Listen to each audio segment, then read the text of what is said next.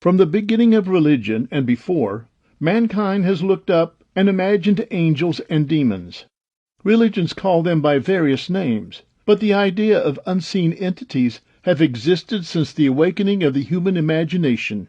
Spiritual beings, or entities, viewed as benevolent or malevolent, appear in the ancient Indo-Iranian religion, from which evolved early Zoroastrianism and the early Hinduism, reflected in the Vedas. Authors note, ancient Aryan hymns. In Zoroastrianism, the devas were viewed as malevolent beings, but their counterparts, the devas in ancient Hinduism, were viewed as gods. The Aharas of Zoroastrianism were good lords, but in Hinduism, their counterparts, the Asuras, were transformed into evil lords.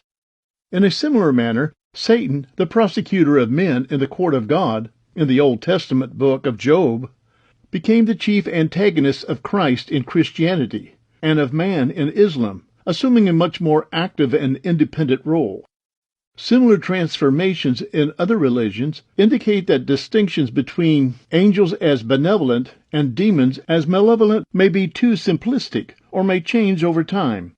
However, such distinctions may be used as indicators of the general functions of such spiritual beings.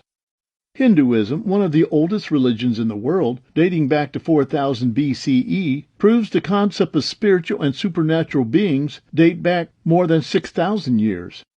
In Judaism, and thus Christianity, the earliest appearance of an angel is in the book of Job, said to be the oldest book in the Bible.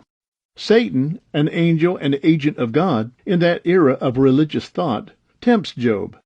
Many conservative scholars assign the writing of the book of Job to the time of King Solomon, about 950 BC. Historical evidence favors this date, since this was the golden age of biblical wisdom literature.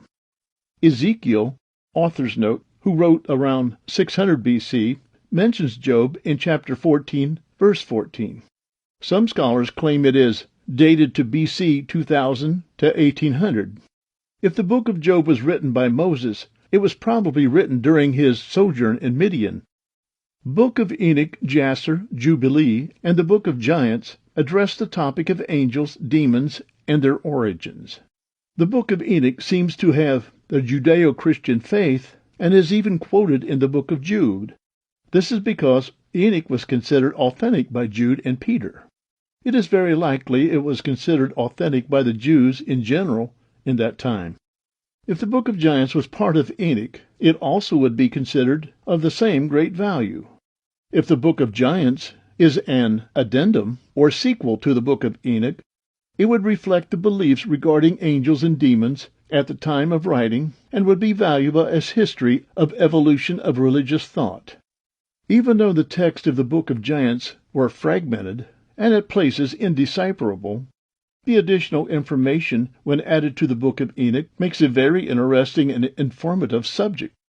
Angels and demons have been with mankind in his imagination and in his hopes and fears for over 6 millennia.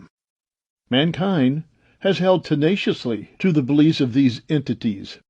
Most religions throughout the world have their versions of these good and evil entities.